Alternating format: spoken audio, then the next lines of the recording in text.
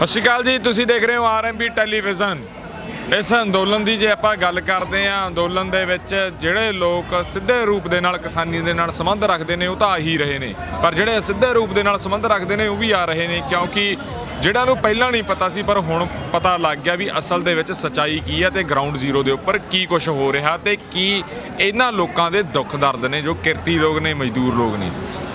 दिल्ली के लोग आने भी शुरू हो गए ने, करते हैं गलबात। सत श्री अकाल जी, स्वागत है आपका। नमस्कार है आप सभी का। मैं दिल्ली से श्रेया कुमार जी। आप सब भाइयों के लिए और आप सबके लिए मैं हर क्षेत्र में मैंने अपनी जॉब से भी इस्तीफ़ा दे दिया। मैं एक साधारण महिला हूँ, हाँ लिखती हूँ और लेकिन मैं दर्द समझती हूँ क्योंकि भारत की बेटी हूँ और भारत का अन्न खाती हूँ। जी। आप क्या सोचते हैं इस आंदोलन के बारे में? बड़ा कुछ इस आंदोलन के बारे में ऐसा कुछ चला, मीडिया में बड़ी फेक न्यूज़ें चली, पर अब लोगों को मालूम हो गया है कि ग्राउंड की जो रियलिटी है वो क्या है। देखिए, सबसे पहली बात कहना चाहूँगी कि मैं एक महिला हूँ जी, और ये बात किसानों की नहीं है, ये शायद आंदोलन को पंजाब के और हरियाणा के किसानों से मिलके जोड़ के देख रहे हैं।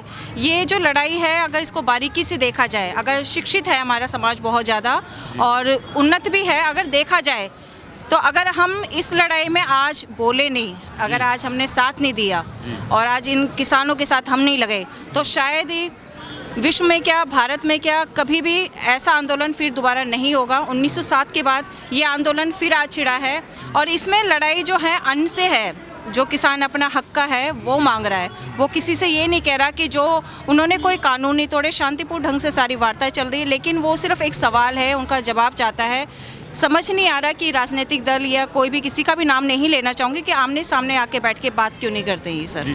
आपको लगता नहीं जो ये सारा मामला है पेट का मामला है? बिल्कुल सर। लेकिन जो पूंजीपति लोग हैं, जहाँ जो लीडर लोग हैं, इनके जो बात है वो समझ में क्यों नहीं आ रही? आपको क्या आप सोचते नहीं भी क्या हो सकता है, क्या इनकी प्रॉब्लम है, क्या इनको दिमागी तकलीफ है जो इनके बात समझ में नहीं आ रही? सर, इनको समझ में नहीं आएगी। इनको कहते ना कि भारत में जहाँ सोने की चिड़िया कहलाता था, भारत का हमेशा शोषण ही हुआ है, भारत में जो भी है, और अब सोने की चिड़िया यह है, इन्होंने कोविड को एक रास्ता बना लिया है और कोविड के अंदर ये तीनों उन्होंने जो अपने कानून हैं ये पास कराए हैं।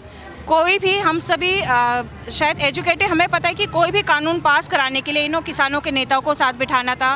कोविड के आड़ में इन्होंने ये तीनों जैसे भी अध्यादेश जारी करें, इतना ज़रूरी नहीं था। और किसान, इनको लगता है सिर्फ ज़मीन में ही हल चला रहा है, उनको यह नहीं पता कि बहुत जागरूक है आज के जो किसान हैं और अपने हक की लड़ाई मांग रहे हैं। और ये जो भी आप प्राइवेट निजीकरण की बात करें तो ये हर चीज़ का निजीकरण करना चाहते हैं।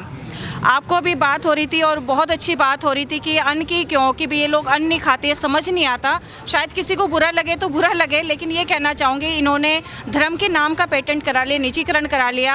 अगर इनके हाथ में गोबर आया तो गोबर का भी सूखा बना के, एक गोबर होता है जो गाय देती है हमारे लिए, वेस्ट मटेरियल, शायद हम खाद के रूप में डाल देते हैं, उसको पैक करके वो 60-70 रुपये का शायद बाहर एक बिक रहा है। तो हर चीज़ का निजीकरण चाहते हैं। और जो हमारी जो आज़ादी है, हमारी जो वक्तव्य की आज़ादी है, स्वतंत्रता की आज़ादी है, जो हमारी अभिव्यक्ति की आज़ादी है और जो महिलाओं के प्रति सुरक्षा की आज़ादी है, सिर्फ हम इनसे जो हमने इनको अपने चयनित करके, इनको अपने क्षेत्रों से चयनित कर करके जिन उम्मीदवारों को हमने भेजा, जो शायद मैं भी हो सकती थी सर, आप भी हो सकते थे, ये भी हो सकते थे, या इनमें से कोई भी हो सकते थे, हमें इनसे सवाल पूछने का, उस सवाल का जवाब पाने का पूरा अधिकार है, ये संविधान में दिया गया है। और सुप्रीम कोर्ट के भी हम बहुत ज़्यादा उनको शुक्रिया अदा करते हैं कि भी उन्होंने इस चीज़ को समझा है। नहीं तो ये सिर्फ नारों के बीच, धर्म के बीच हमें बांट कर, और इस चीज़ से हमें बांट के ये लोग हमें भटकाना चाह रहे हैं और कहीं ना कहीं दंगे करा के भी, नहीं ये दंगे हैं।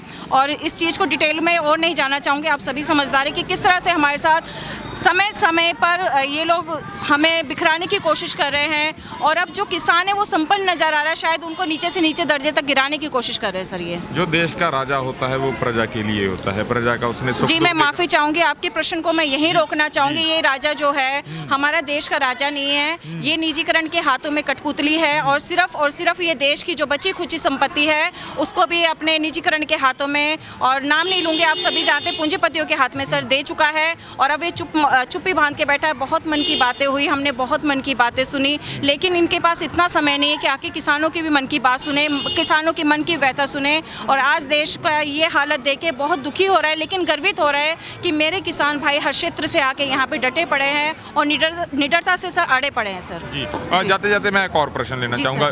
नौजवान बहुत है, नौजवानों में जोश जी सर, बहुत है जी। पर यहाँ पर बुजुर्ग भी बहुत हैं, जैसे आपके साथ बैठे हैं सर, मैंने 97 के हर- हैं। इस बात पे भी मैंने अपने हर एक भाषण में कहा है कि यहाँ पे मेरे 80 साल के जवान बैठे जी, हैं। जी। शायद आपने यूट्यूब में भी देखा। 97 के हैं जी। 97 के तो सर यहाँ पर ये मेरे जवान हैं, ये हीरो हैं मेरे देश जी। के, और मैं इनके प्रणाम करती हूँ, आशीर्वाद चाहती हूँ कि आज अगर थोड़ी भाव विभोर हो रही हूँ कि मैंने देखा है, मैं सिंधु बॉर्डर पे भी गई हूँ, कहीं किसी का खून होता है लेकिन मेरी आत्मा रोती है सर। मैं टिकरी बॉर्डर पे भी गई हूँ, जो ये कह रहे हैं पिज़्ज़ा खा रहे हैं, तो सर पिज़्ज़ा उगाने वाले यही किसान हैं सर। और अगर ये कह रहे हैं कि लंगर कर रहे हैं, तो सर लंगर तो हर जगह हुए हैं। बाढ़ आई है देश में, बिहार में, तब यही खड़े थे, शायद यही लोग खड़े थे, सिख कौम ही खड़ी थी। इसके बाद कोरोना में चला, तब इन्होंने कहा जय जवान जय किसान। तो आज किसान की दुर्गत क्यों है? तब इन्होंने किसान के नारे लगा के सर इन्होंने किसान को अगर प्रोत्साहित करते हो, आज किसान की बात क्यों नहीं सुन रहे?